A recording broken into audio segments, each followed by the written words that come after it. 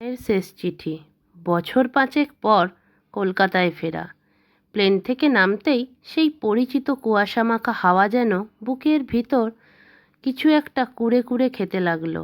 কিন্তু এবার ফেরা কোনো আনন্দের উপলক্ষে নয়, ফেরা এক শূন্যতা, এক অপরাধবোধ, এক চিরন্তন বিদায়ের জন্য। রিনা ব্যাঙ্গালোরে কাজ করে, এক বড় কোম্পানির সিনিয়র ডেভেলপার। কর্পোরেট লাইফে সে এখন যথেষ্ট সফল, কিন্তু জীবনের এক অন্য অঙ্কে সে পরাজিত। তার মা। 3 বছর আগে মায়ের সঙ্গে একটা বড় রকমের ঝগড়া হয়েছিল। মা চেয়েছিল রিনা কলকাতায় ফিরে এসে কাছাকাছি একটা চাকরি করুক, কিন্তু রিনা স্পষ্ট জানিয়ে দিয়েছিল তার স্বপ্ন, তার জায়গা ব্যাঙ্গালোরেই। তারপর ধীরে ধীরে ফোন করা বন্ধ, যোগাযোগের ফাঁক বেড়ে গেল। মা ফোন করলেও রিনা এড়িয়ে চলত, ভেবে নিত পরে কথা বলবো। কিন্তু সেই পরেটা আর এলো না। মায়ের মৃত্যুর খবরটা যখন এলো, তখন রিনা একটা প্রেজেন্টেশনের মাঝে ছিল। বস বললেন, you can take as much time as you need. কিন্তু রিনা জানে এই সময়টা কখনোই যথেষ্ট হবে না। কলকাতায় পৌঁছে রিনা পুরনো বাড়ির দরজা খুলল। ধুলো জমেছে, বাতাসে শীতের গন্ধ, প্রতিটি ঘরে মায়ের অস্তিত্ব যেন ছড়িয়ে আছে।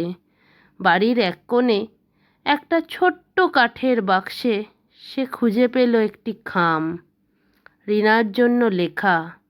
কাঁপা হাতে খামটা খুলে চিঠিটা পড়তে শুরু করলো।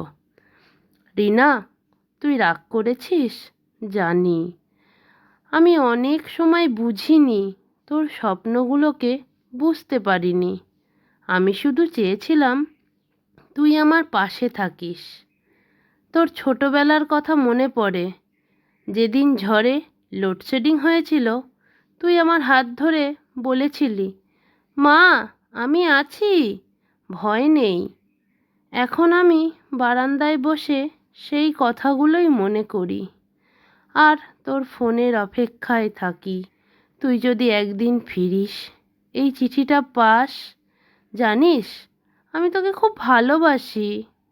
ভালো থেকো, তোর মা।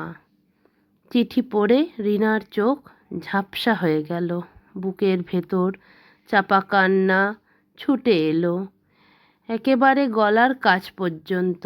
মা চলে গেছেন, কিন্তু রেখে গেছেন ভালোবাসার শেষ চিহ্নটা, একটি চিঠি যা রিনাকে আবার ভেঙে গড়ে তুলবে। সেই দিন বিকালে রিনা মায়ের ঘরে বসে জানলার বাইরে তাকিয়ে থাকলো।